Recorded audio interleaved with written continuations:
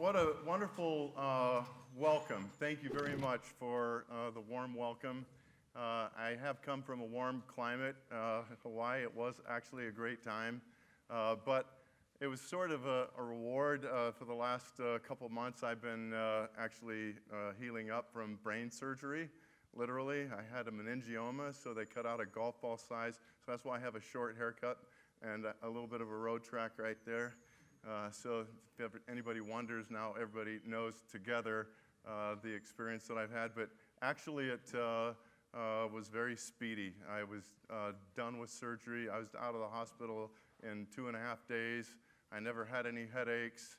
One of my neighbors is in the class, and I was walking down the road right after surgery. I still had staples in my head, and he wondered what in the heck had happened to me. But at any rate, it healed super quick, and we're off to the races. It was a benign tumor and so forth. So I just want to let you know what a fantastic experience that you're in for in our class. I'm going to take the opportunity to introduce myself and my background and some lessons learned. But I'm also going to take this opportunity to sort of introduce entrepreneurship to all of you.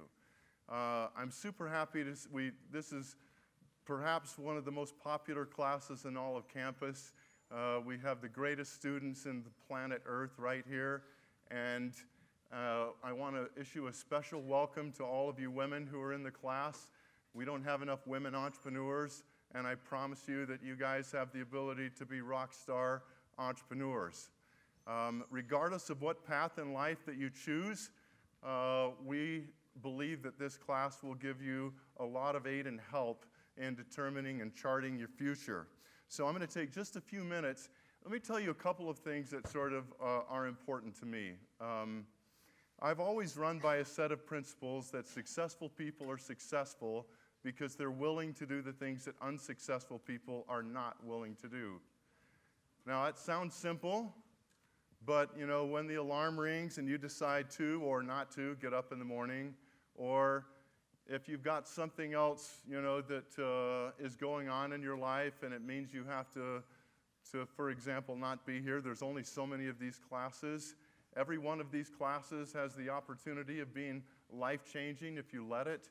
We have people that attend this class semester after semester after semester.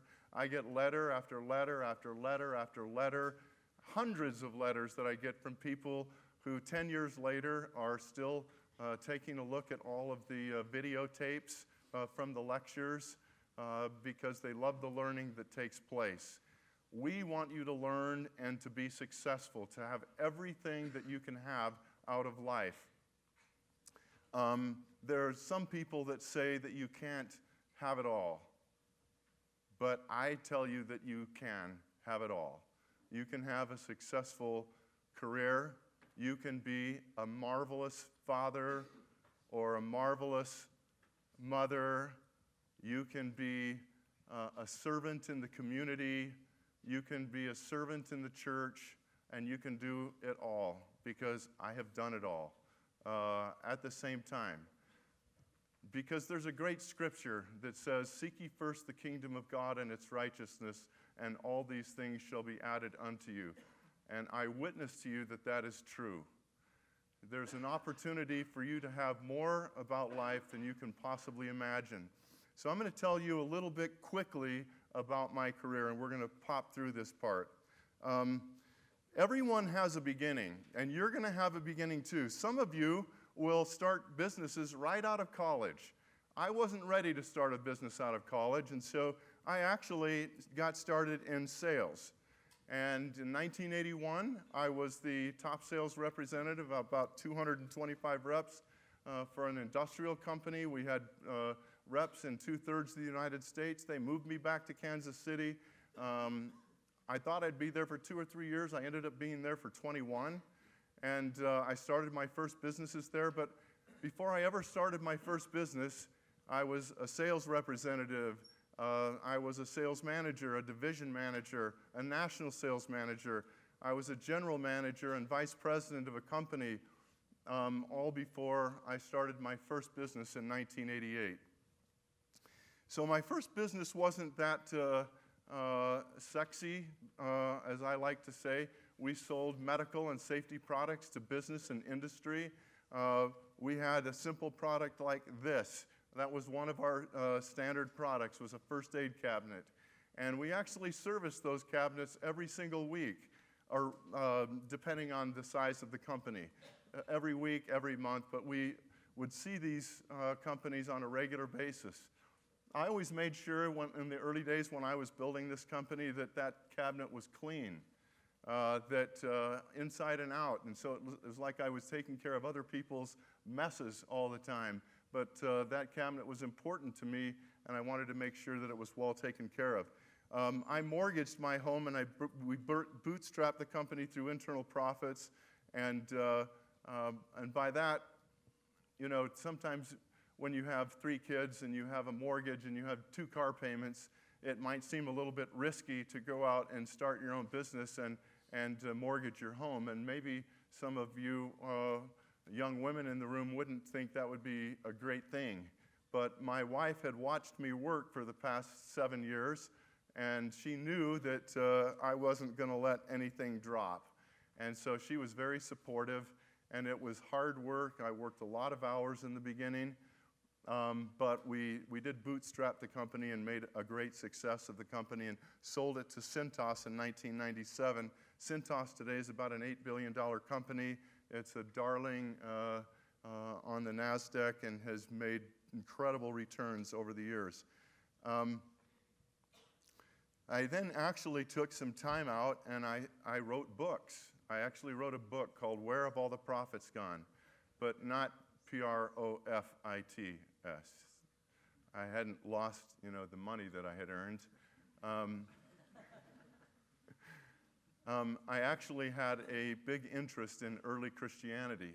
So I worked 12 to 15-hour days, 6 days a week.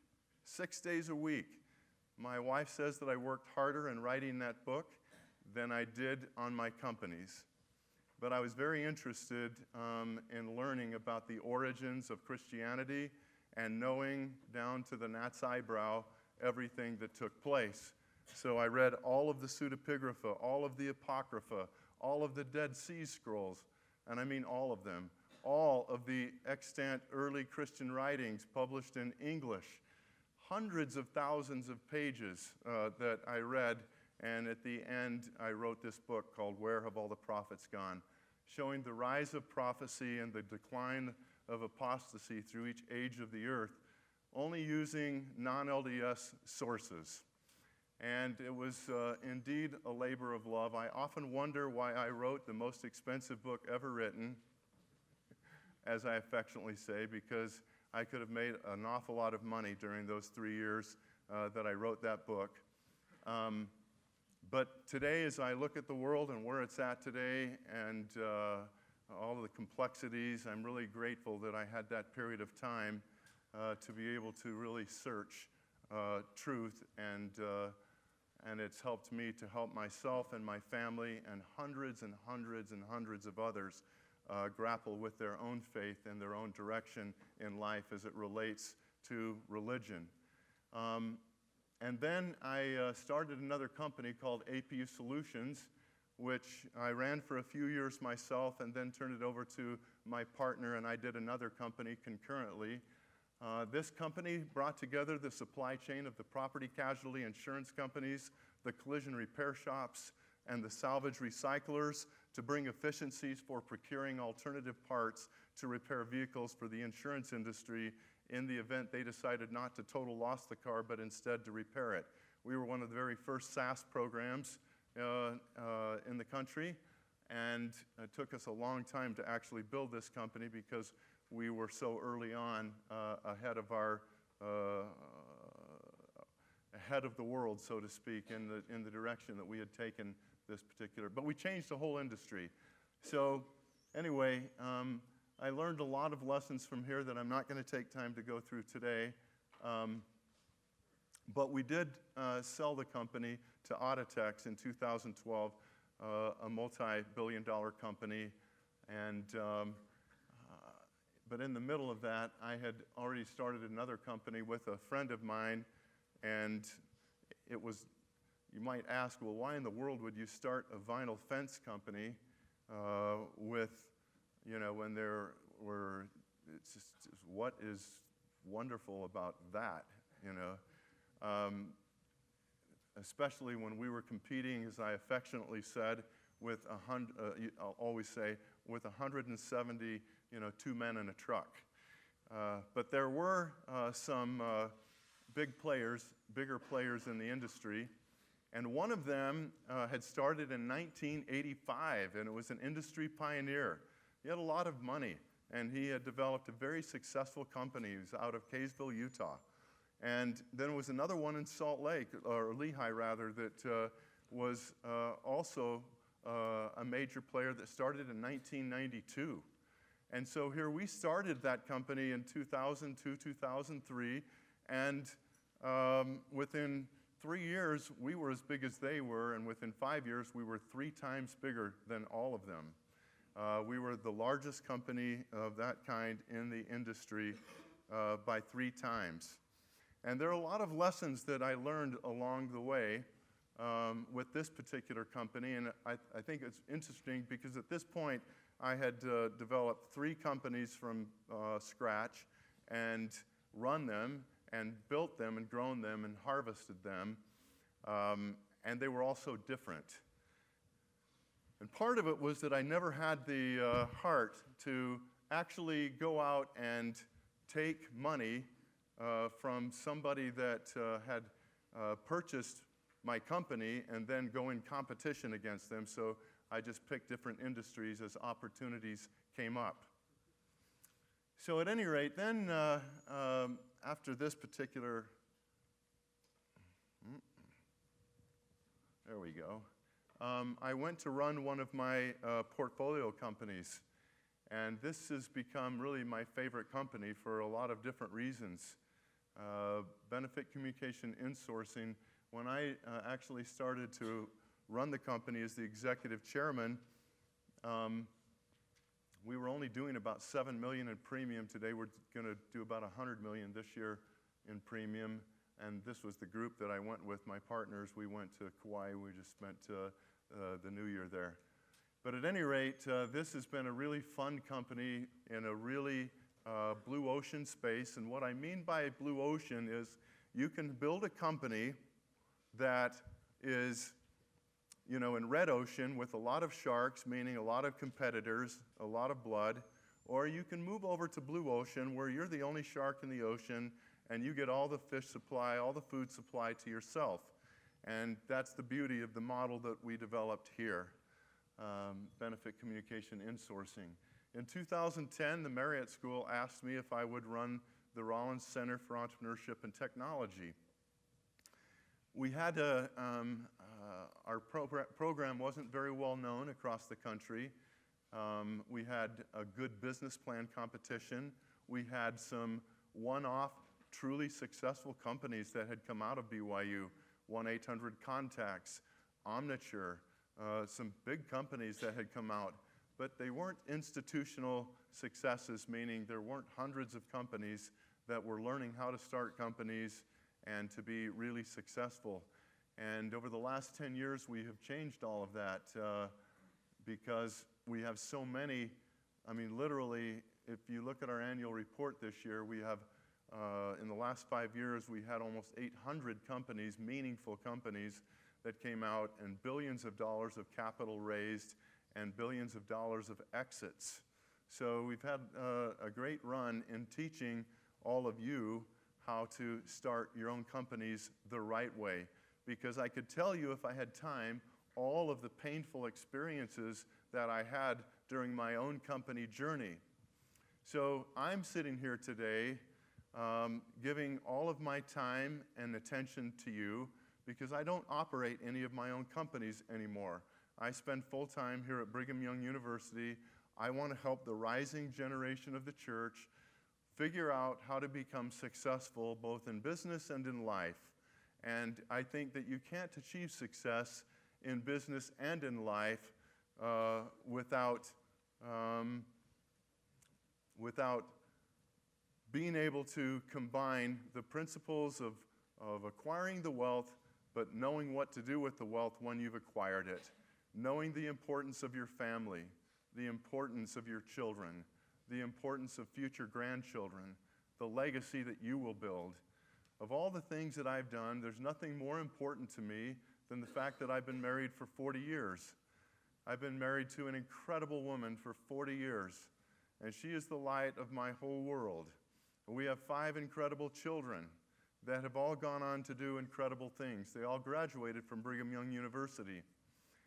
Truly, there isn't any other success that matters to me more than seeing them make good choices and make decisions that have brought them happiness, happiness to them as couples, and happiness to their children and to my grandchildren. We just had our 17th grandchild over the holidays. And so we have a lot of opportunity here for you to learn how to do entrepreneurship in the right way so that you don't have to make the mistakes that we made. Brigham Young University was the first university in the world to adopt what we call the lean startup. I read the book in 2009, The 4 Steps to the Epiphany by Stephen Blank, the father of the lean startup. He had developed several successful companies and in Silicon Valley, and then had written this great book. And as I read it, I said, well, that's me, that's me, that's me. Yep, I made that mistake, and that mistake, and that mistake. And so our hope is that we're able to help you all to become successful, whether you decide to be an entrepreneur, meaning, excuse me, an innovator inside of corporate America, or whether you decide to be a practitioner. Maybe you're going to be a doctor or a chiropractor or a physical therapist, and you want to be successful in that venue because those types of practitioners, how many successful, for example, chiropractors do you know? Really successful.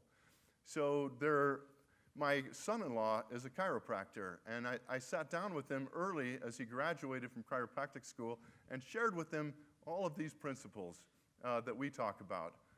And 5 years later of him doing his own practice, he has $1 million chiropractic office. Now, he could have a small, struggling chiropractic office and be working just as hard as he is in his very successful 7-figure practice. Whether you wanted to be a music teacher and start your own company in that particular way, or if you want to start a family or lifestyle type business, or if you want to start what we call scalable growth ventures. All of these principles are the things that we will cover over time through the various speakers that I'm going to invite. I'm going to invite some of the greatest entrepreneurs in the Valley, people that have had not only successful experience with companies, but successful experiences in life. So Amati is my last company, and I started it, did a sabbatical here at BYU, and took 18 months or so off, and started another company. And one of the great things that I learned from this company was these principles right here. The order, I call them whoops. Doesn't have its light. Anyway, these things right here where it starts out product, client success, marketing, sales, and team building. I actually developed a class to talk about how do we build early infrastructure in a company the right way and in the right order. Because at Amati, of a couple of mistakes that I had made in that company made me rethink, part of the process of company building. So at any rate, this is a little bit about my background, but I want to drive now into some things about entrepreneurship and why the Entrepreneurship Lecture Series is important and what you can expect to learn as we go through. So first, I want to actually turn to the Bible. As a man thinketh in his heart, so is he. As a man or woman thinketh in their heart, so are they. You recognize that 3,000 years ago that there wasn't any there wasn't any scientific data to prove that that's a true statement. Would you agree? Yeah. But about 80 years ago, there was this fantastic book written, which is one of my favorites, called Think and Grow Rich by Napoleon Hill. And he made this great statement that whatever the mind of man can conceive and believe, it can achieve. Do you believe that? So let me ask you a question. I actually asked this question to a friend of mine almost 40 years ago. Probably 38 years ago, and he said, "Oh, I've read that book. It's just a bunch of hogwash." It's not so. So in 1997, when I was doing some of this research for my book, I came across this great book on brain plasticity, And this is one of the things that he concluded, the author. And the brain remodels itself in response to behavioral demands. The existence and importance of brain plasticity are no longer in doubt. The brain is dynamic, and the life we lead leaves its mark in the complex circuitry of the brain. Footprints of the experiences that we've had, the thoughts that we've thought, and the actions that we've taken. So let me bring you to another point. So 20 to 50% of who you are is genetic material that never changes from the day you're born until the day you die. But 50 to 80% of who you are is epigenetic, meaning that you become who you are based on the influences of your environment, your thoughts, your actions, the preferences that you develop, the food you eat, the drugs you take, and so forth. So his final concluding thought here was, the brain allocates neural real estate depending on what we use most. The thumb of the index of the video game addict, the index finger of a braille reader, the analytic ability of a chess player, the language skills of a linguist. But the brain rewires itself on something much more ephemeral than what we do. It rewires itself based on what we think. Isn't that amazing? So 3,000 years ago, when Solomon wrote, "As a man thinketh in his heart, so is he," there wasn't the scientific data to support it. But today, we have immense evidence that that is the case. Well, why do I bring this up regarding entrepreneurship? Because in life, we become what we think. And when you allow things to come into your mind that are negative, anything, then it affects your ability to succeed. Too often, we are hard on ourselves. We beat ourselves up. When we look in the mirror, we see a pussycat instead of a lion. We allow things like anxiety or depression or other things that have troubled us throughout our young lives to dictate where we go, when we have actually opportunity to be able to get fixed. Sometimes we have to go to doctors to get fixed. But a lot of times, it's simply how we manage what goes on right here. And so I always like to say that the city of happiness is located in the state of mind.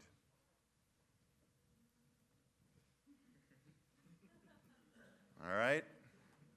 Sometimes I'll say something and it'll appear that you're a little bit slow, but it's just because you don't find it that funny. Like, for example, don't take 2 hours to watch 60 Minutes. Some of us do that. So when you look in the mirror, I hope that you see a lion or a lioness.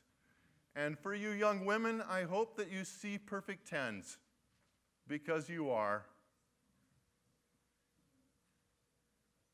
Will you listen to what I just said and believe it? You know, I recognized a long time ago when I was young that I wasn't Robert Redford. When I looked in the mirror, I wanted to look like him when I was that age. Not now, because he's old and wrinkly, but, and, now I've got this railroad track right here. It's not going to stay there forever, but I could just, do the other side, and then it could be a baseball. But you see, I really don't care about this, because when I look in the mirror, I see a lion. And I feel like a lion, and you can too. And you should, because God made you that way. It's just everything else that you've experienced since you came down here sometimes changes that. But you don't need to let it change you. Instead, you can look in the mirror and you can see that lion. So I want to tell you about the impact of global entrepreneurship so that you know it matters and that we're just not trying to help you get rich. In fact, I don't really care if you get rich. And the fact that I have, been able to accumulate wealth doesn't matter to me.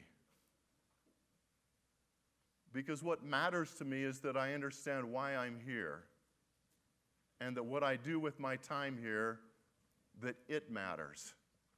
And that's why I'm spending time here, because the university, it doesn't pay very well. So I'm not here for them, I'm here for you. Period. And there isn't anything that I wouldn't do to help you succeed. As I often say, as long as it's legal, moral, ethical, and not too fattening. All right, so now the importance of global entrepreneurship. So you see this graph in this chart right here. I don't have one of these red dots. Over here, there's this word called GDP, the global domestic product. And down here is this word called the GEI, the Global Entrepreneurial Index.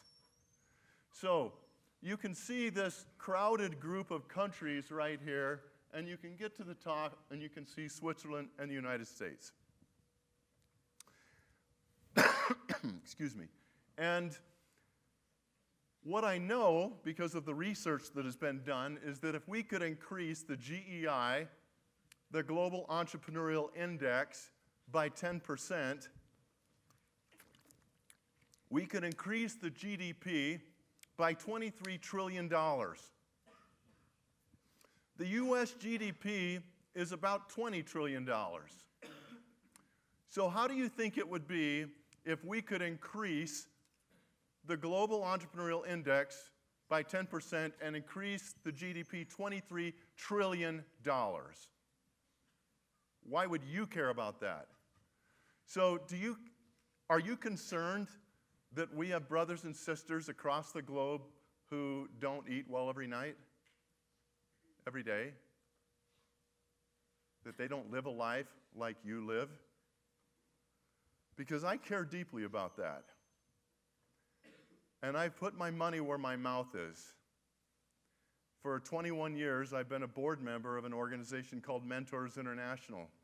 We have foundations in the Philippines, 3 of them. We have 5 in South America. We have one in Accra, Ghana, one in Nepal. We have one in the Dominican Republic. And, we're trying to end global poverty. I care about that. In the Doctrine and Covenants in section 38, the question is asked, what father would say to 6 of his sons, "Be thou on my right hand, and be thou well clothed and fed, and you 6 on the left, you get to be naked and hungry"? I don't know how many of you are fathers, but I couldn't bear that. I couldn't even begin to think about having some of my kids fed and some of them not. So I care about this. And entrepreneurship is not going up, it's going down. And this generation can fix it. And it's important that you think about it and think about it in the right way.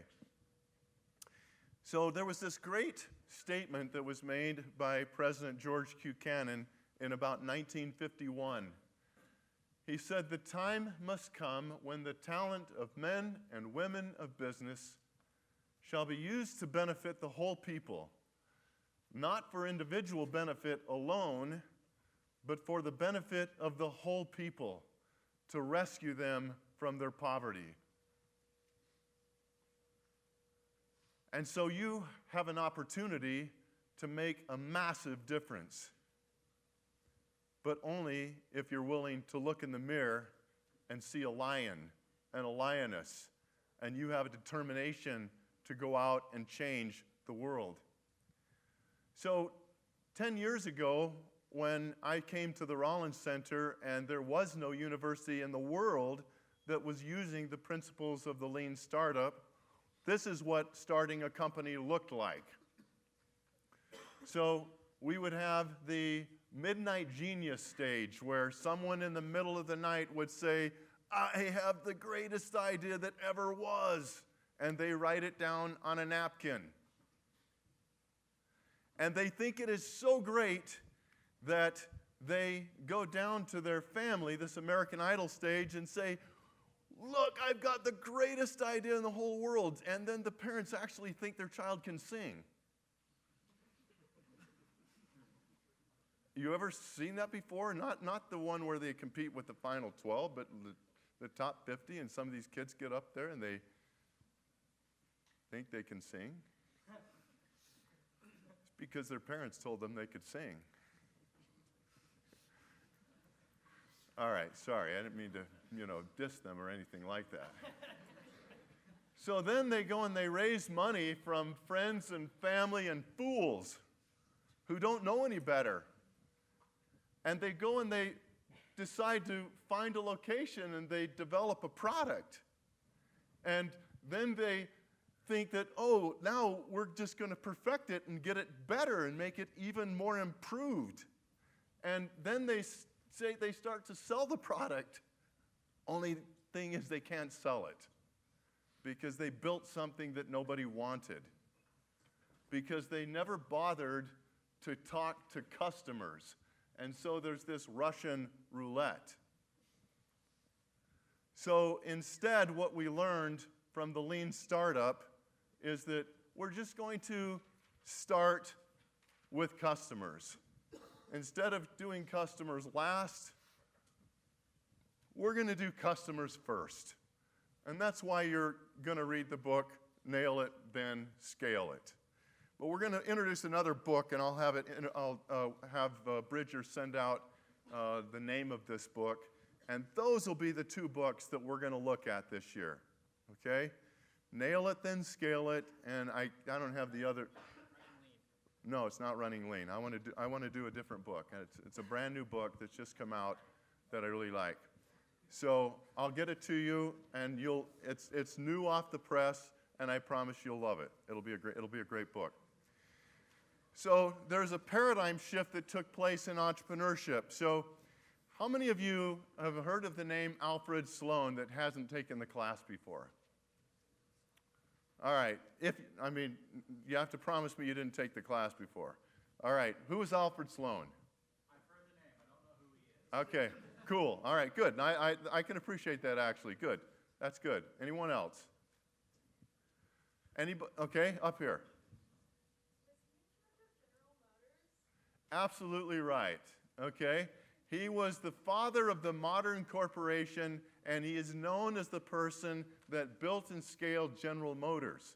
In fact, MIT, their Sloan School of Management, which is where you probably heard the name, is named after this fellow, Alfred Sloan. Only thing is that Alfred Sloan was not the founder of General Motors. He was not the entrepreneur. So for 80 years, business schools were training people in their business schools to think that entrepreneurship was big businesses' little brother or sister. But it isn't so, because they're not even in the same universe. Notice I didn't say the same planet. Because entrepreneurship is discovering the answers to unknown and untested and unproven business models. And business over here is executing on a known business model, like a restaurant. It's a matter of execution. Whereas when you start a new software company, you may be doing something that no one's ever done before and changing the whole way that an industry operates. That's entrepreneurship. So, if you try to teach people how to start a business using the principles of how to run a big business, you'll fail every single time, 100% of the time. So now there's this other guy then. We have Billy Durant. Now, Billy Durant is the actual founder of General Motors. He actually had a coach and buggy company and was the first one to develop makes and models of buggies. And the automobile comes along, and he starts General Motors and starts to do that. And he becomes very successful. But because he is unpolished as an operator, as a big business operator, the board, they throw him out. They fire him from his own company. So he goes and starts Chevrolet. Chevrolet gets bigger than General Motors, and he buys General Motors. He's back in charge. But his old style of running companies doesn't work well in scaling this big company. He is more suited to be the entrepreneur, the guy who actually figured out a company, not the one who could run all of the moving parts and pieces of a great big company. So he gets thrown out. Well, this other guy that I have the question marks by, who do you suppose he is? That's Philo Farnsworth. Where do you think Philo Farnsworth went to school? Right here at BYU. What do you think he started? Oh, the television. But RCA ripped it off from him, and so he never did get the great benefit that he could and should have gotten from that. So I just wanted to share with you the importance of understanding the difference between entrepreneurship and running an existing business. So this startup model then matters. So this is something that 10 years ago, as I was pondering and praying and thinking about all of my past business experiences, because this wasn't in a book anywhere, and this made the most logical sense to me to figure out how to teach you to start a company from scratch. And so it starts with this idea stage, which we'll talk about, and then transitioning to business models and customer development. And then this third stage, the building of the early infrastructure, and the fourth stage, the principles of early scaling. Now, why do I call it the principles of early scaling? Because I can't teach you the principles of scaling. Why? Because you're likely never to touch that. You're likely to be 50 or 60 before you ever have that experience. Let me illustrate. Qualtrics was doing $500 million in revenue and sold for $8 billion to SAP. Ryan's a good friend of mine. And only now, since the acquisition, is Qualtrics being scaled. So if you get to the point where you are running a multi-billion-dollar corporation, then you'll understand the principles of scaling. But I don't think we need to teach it here at the university. But I do think that we need to teach you the principles of early scaling. All right, so now this becomes really important, and I'm going to have to hurry here. By the way, we're going to have a really super Q&A today. So I know that some of you guys have classes that start maybe at 5, but just remember this. We're bringing in a bunch of pizza, and remember that successful people are successful because they're willing to do the things that so hang with me a little bit if you can, basically, is what I'm trying to say. I really wish that I had this pointer, but I don't. So notice up here when we say what's available today. If you try to start a business without understanding all the different things that are being done today in that arena, you're making a huge mistake. And so by doing that, you can take that midnight idea that you came up with, and you can actually say, can I just go to this one now? Or just use this? Okay. These ideas that you had that are life-changing. Now notice I've got this FAB model right here, and I'm developing hypothetical statements. I said hypothetical because I believe they're true, but I have no earthly idea whether or not they are true, and so we're going to do experimentation and we're going to test. Isn't that what we do at universities? We're going to test. So I'm able to then say, John, today you're able to do this with this particular feature. But tomorrow you're going to be able to do this. And the advantage of doing this over this, the advantage of doing this over this is this, and the economic benefit is this. I don't even have a product, and I can start selling this thing. For those of you, and I know there are a bunch of you who have selling experience, just look at this: features, advantages, and benefits. John, this is what's available today. And this is the benefit that you told me that you're currently getting. Tomorrow, you're going to be able to do this. And the advantage of doing this over this is this, and the economic benefit is this. Now, if you only have one or two things that are better about your idea than the existing ideas, you're never going to get off the ground. But if you have 5, then there's a good chance that you have enough value that you've created that you can change an industry. And notice that we're able to do all of this without ever leaving the idea stage, and all you have is vapor. You have no product. You have charts and graphs. Maybe you even have some wireframes. Maybe you have a 3D printed picture or whatever. So now look at these principles of what we're doing to develop an idea. So we're identifying a big problem. Why do I say a big problem? Well, you can build $1 million business and make a few $100,000 and spend your 24/6. Okay, I know, it's a little slow. It's not the 24/7, it's the 24/6, okay? All right. Okay, and spend your 24/6 building $1 million company, or you can spend your 24/6 and do a $100 million company. Which would you prefer?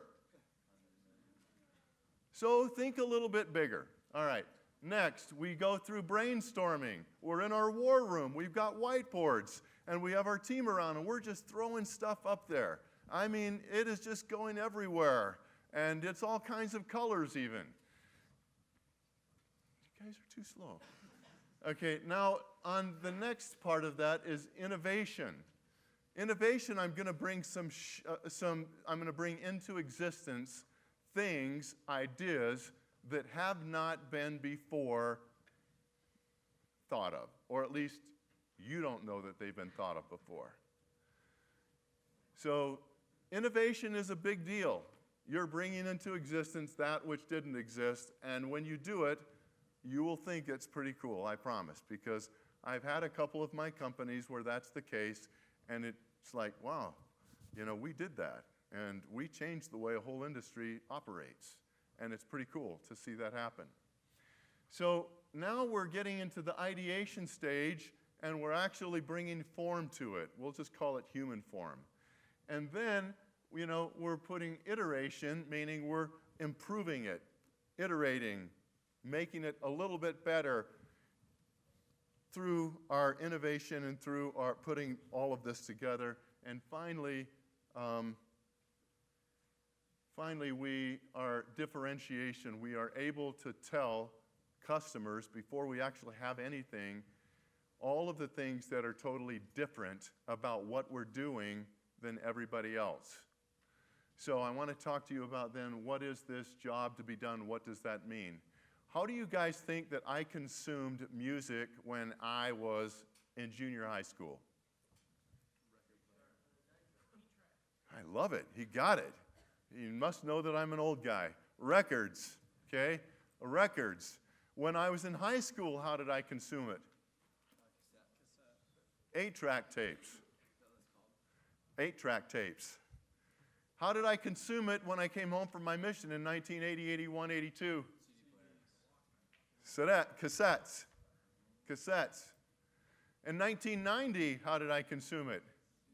CDs. And then we went to the Sony Walkmans and the Apple iPods, and now how do we consume it? Spotify.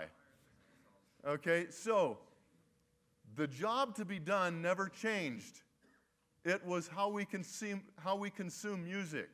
But when you think about the evolution of that, this hopefully will help you think about what it means when we pose the question, what is the job to be done? And you can see that the job to be done doesn't have to change, just how the job is done is what changes and improves and over time. And then we go forward, and now that we are finished with the idea stage and we've built out virtual prototypes, and I always talk about doing VP1 and VP2, virtual prototype 1, meaning that the earth was created spiritually before it was created physically, and before you build a house, you're going to have a set of blueprints. So why wouldn't we do the same when we have a business? And when we take our VP1 out to customers and we get feedback and learnings, then we make those learnings to VP2 and we build out minimum viable products and then minimum sellable products, and we follow this sort of evolution to a minimum awesome product. And so there's a lot that goes in here, and I don't have time to go through this right now. But what I'm telling you is that there is a process, that if you follow the process, and you'll learn this pretty much in Nail It, Then Scale It, and you'll learn it in this new book, then you're going to have a lot more success in starting a new company. All right. You're going to learn about the lean canvas, and so I don't need to spend time. You're going to get acquainted with it just by reading the books that we talk about. When you talk about leadership through the phases of a startup, then there are 4 that I like to talk about here. Really quickly, I'm going to go through this. When you first just have an idea, by the way, I'm going to give everyone an opportunity who needs to go. If you just got to go, so to speak, then I want to give you this opportunity. And thank you for being here, and we will see you next Monday, or not next Monday because we have a holiday, but in 2 weeks.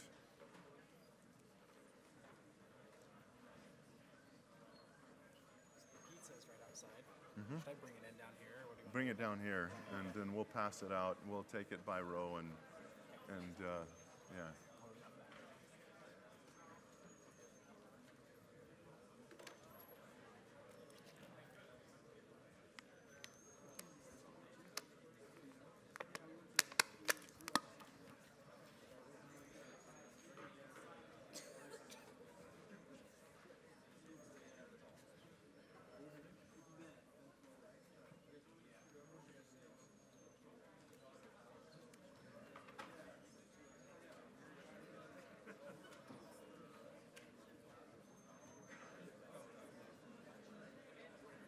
Okay, for those of you that are staying,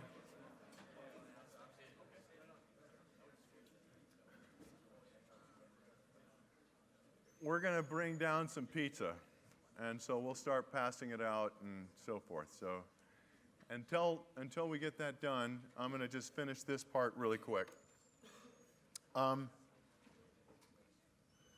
very first thing that you're going to do when you have an idea is you're going to build that idea into a product, and you're going to take it from an idea to a product and a real paying customer, even if that's just one.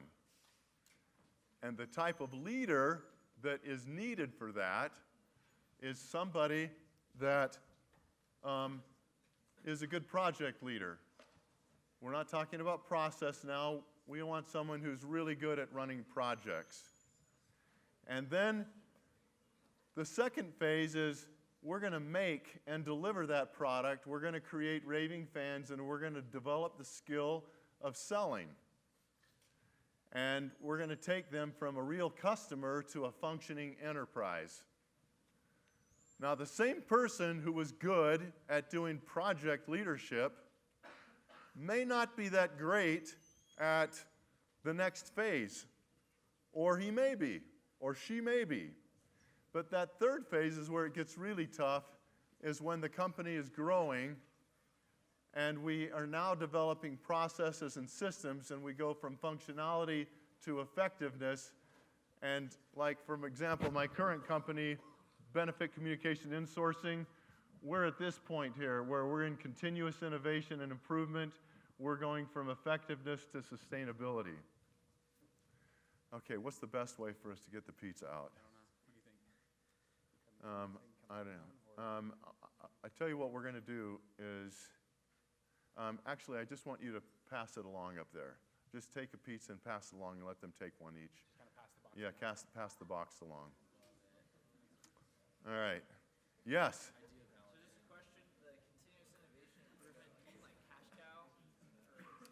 Yeah, so like the question is, is continuous innovation mean now that do we have a cash cow? In this case, we have a company that, probably drops more than 20% to the bottom line, and we just distribute the cash every year. And it's just a lot of cash. And so that is sustainable. Every year we just do the same thing, just all over again.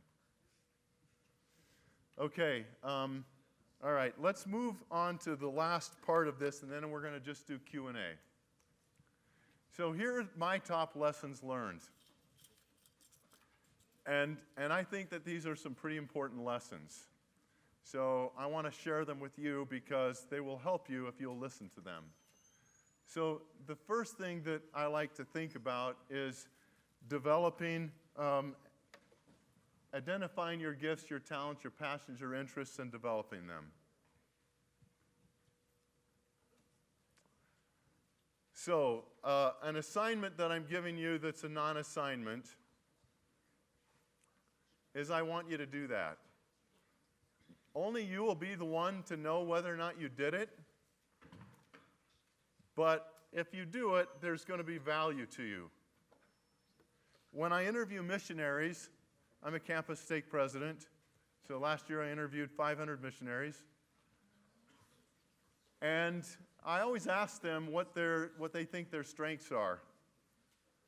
And the reason I ask them that is because God didn't give you talents and gifts for no good reason. He gave you those talents and gifts so that you would develop them and that you would use them to benefit yourself and your family and many others in your path. So on my mission, I learned for myself that I was a gifted communicator. And so when I came home from my mission, then I picked areas that would allow me to explore those gifts and talents. All right, the next thing. If you're not ready to start a business yet, then get experience like I did. You don't have to start a business if you're not ready. Go get some experience. The next one is you read from the best startup and leadership books. I don't wear this as a badge of honor, but I don't have a college degree. I'm about 1 year shy. I asked them why in the world they wanted me to run the Entrepreneurship Center at a university when I didn't have a terminal degree. And they said, we really don't care about your terminal degree, we care about your experience. I said, okay, fair enough. But because when I got married, I asked my wife the question when she got pregnant, how do you want to do this? Do you want to work? Do you want to raise our children? How do you want to do this? I'm indifferent. She said, well, if it's all right with you, I'd like to raise our children. And I said, fine, I can make that happen. And so that's why I started selling. And my career took off like a rocket ship. And I traveled so much I didn't have the opportunity to get contiguous days in school. So I did night school, but even then it was super hard. And so I didn't finish. And by the time I could have gone back, I didn't want to because I had other goals that I wanted to knock down. All right, but the reason I said all that is because I read a lot. I have a library with over 2,000 books in it, and I've read most of them. So I think reading's a big deal. You should choose your partners carefully. So how many of you would choose a spouse uncarefully?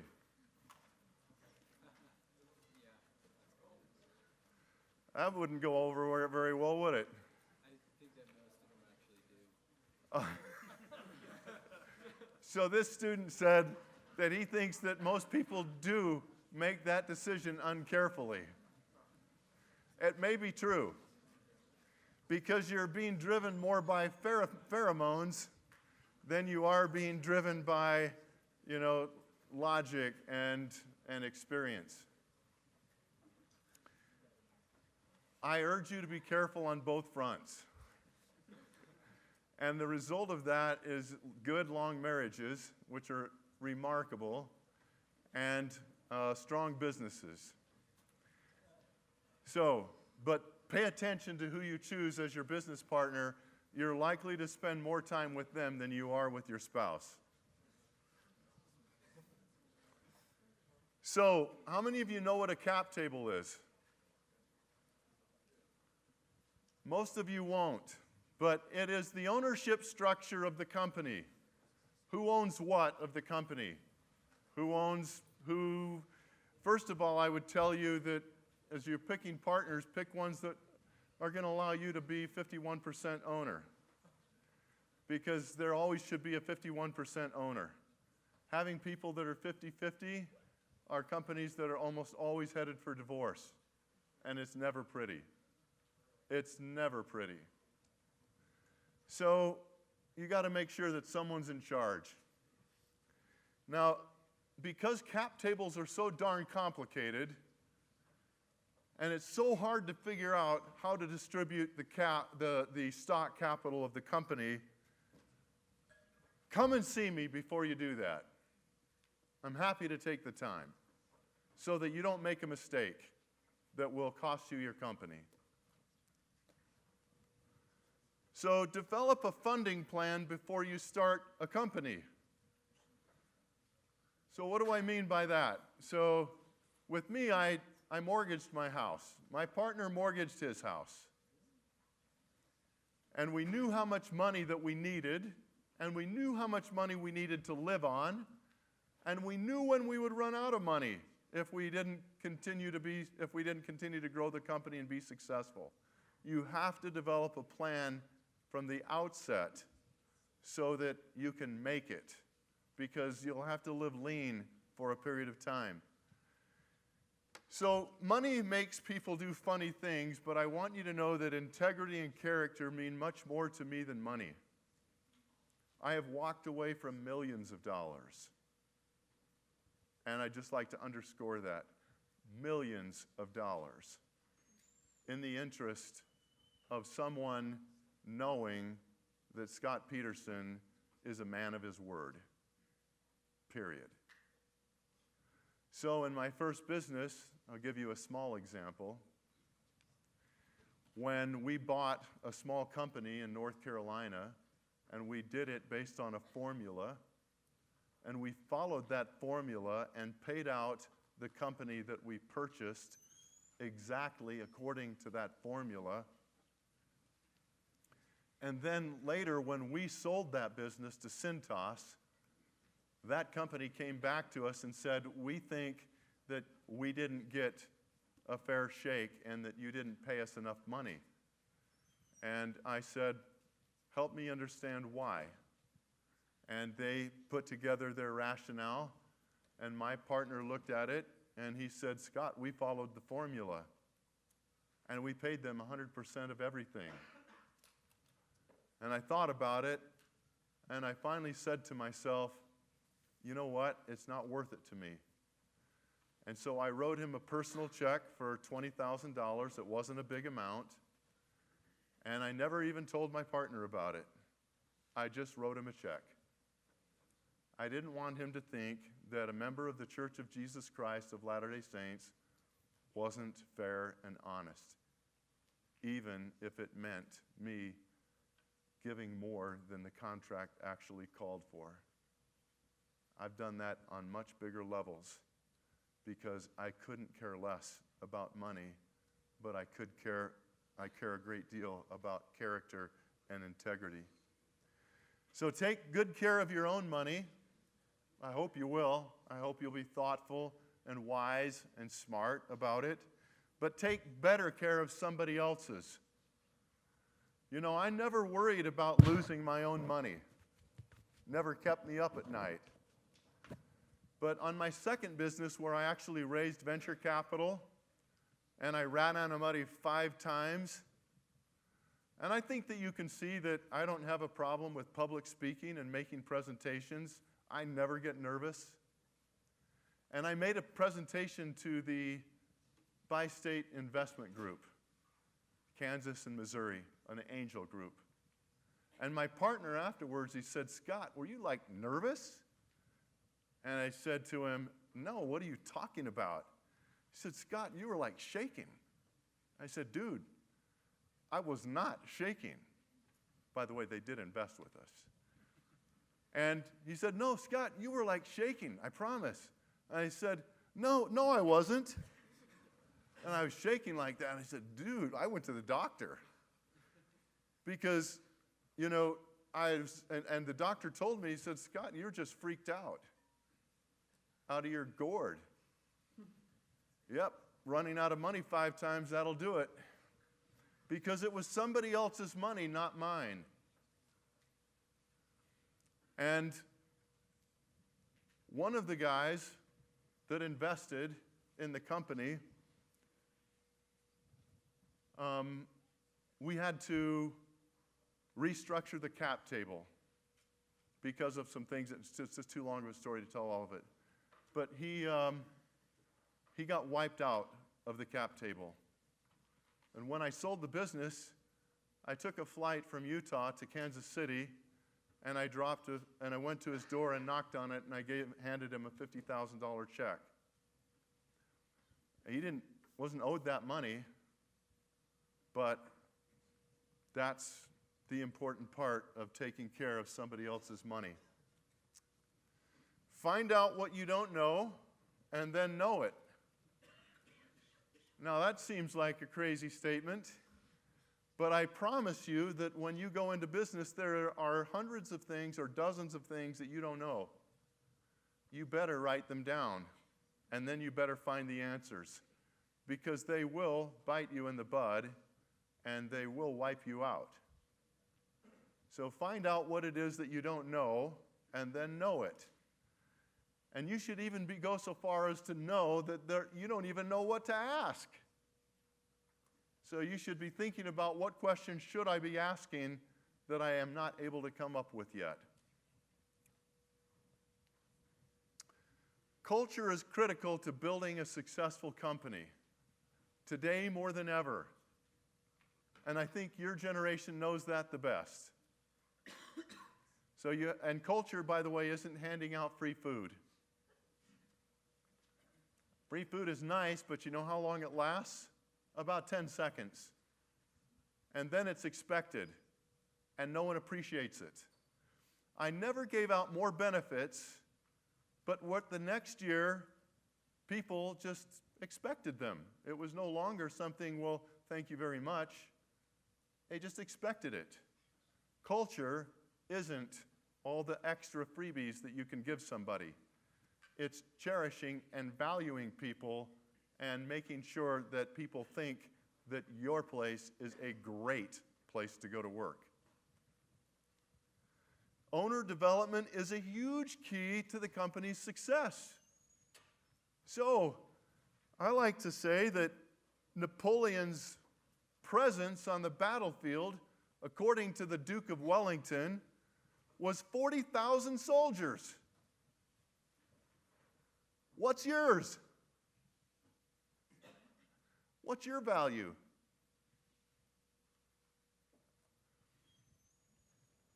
I want you to think hard about that. Because if it's not worth 10 times you, you won't keep good people. So you need to become a person of ability, capacity, benevolence, character, integrity. So owner development is a great big deal. So if I asked you today, on a scale of 1 to 10, what are you? What would you say? Awesome. I love it. Nice. What would you say? Honest. 11. Oh, nice. He said 11. But a lot of you don't feel that way. But you need to feel that way, and you should feel that way. All right. So, the only way to have that happen is you've got to keep growing. That means you've got to keep reading. You've got to keep getting experience. You've got to stay humble. You've got to realize that you don't know everything, and you're not better than anyone else. So if I were to ask you the question, is a person that is born handicapped, is it their fault? All right. I agree. It's not their fault. If a person is born Einstein, is that their fault?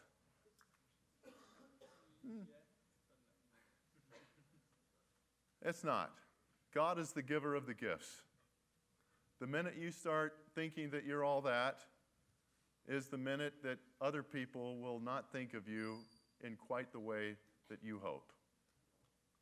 You need a little bit of humility to go along with that massive confidence and to recognize that there are a lot of people out there that have good ideas and a lot to contribute. So finally, I want you to know that you can be a great spouse, a great parent, you can serve others, you can have a hobby, and you can still be successful. So I want you to write down this phrase, a master in the art of living. A master in the art of living. And then just go to the internet and read that statement that's accredited to James Michener. I've had it around me for 35 years. I love it. It's awesome. It equals that harmony. And then I have one other last assignment. We go directly to Q&A. I want you to go to the internet and look up a message to Garcia. A message to Garcia. And then I want you to determine to make sure that your life is that you're the guy, that you're the young woman that can get the message to Garcia. So on my teams, everybody always knows that they got to get the message to Garcia. No ifs and no buts about it.